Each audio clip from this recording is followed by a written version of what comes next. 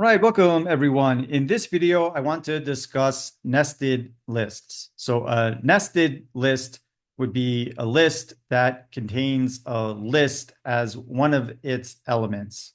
So it's when we have a list inside of a list that could possibly be inside of another list. So that's what's going on in this case over here. So in this first code cell, we're going to define a nested list B. And if I look inside of that list function at the highest level, there are two things in the list. The first thing is a list itself. And the second thing is this vector of integers from 5 to 7.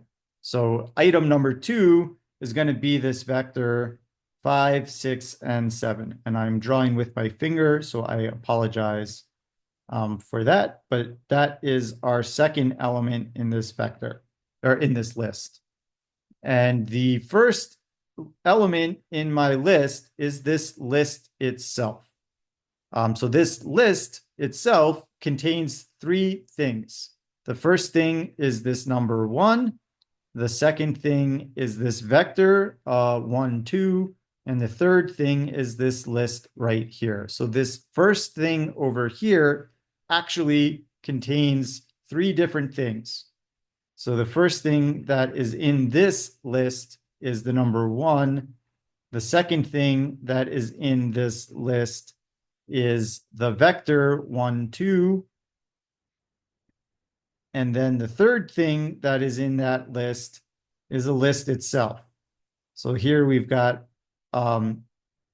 things nested 3 times over. So here's item number 3 in that list, which is a list itself. So this third item over here has two things. First thing is the number 3. And the second thing in that list is the vector 3, 4. So here we've got a list, which was inside of another list, which is all inside of another list. So here we've got kind of 3 lists nested inside of each other. So it's kind of like one of these Russian dolls, if you're familiar with those. So inside of a list, we have a list, and inside of that list, we have another list. So that's what this nested list looks like, and we called this object B. So B is this nested list that I have over here. Okay, now let's see what happens when I take this list B. So I'm going to run this first command over here, and we can take a look at the output that we see from B, and hopefully that lines up with the output that I have over here, and this seems to be syncing up. Great.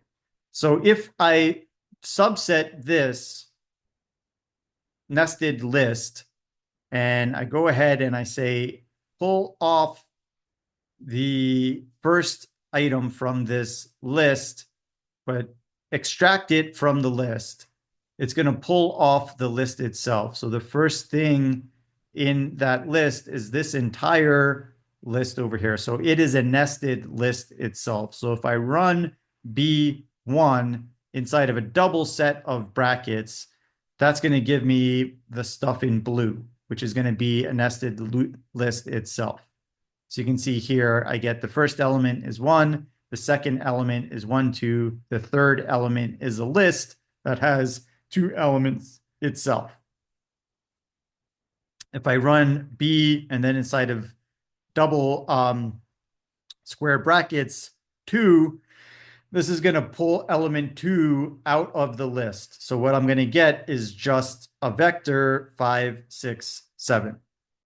And recall that this output B1 inside of double square brackets, right, pulled off the first element from the list, which was this nested list itself.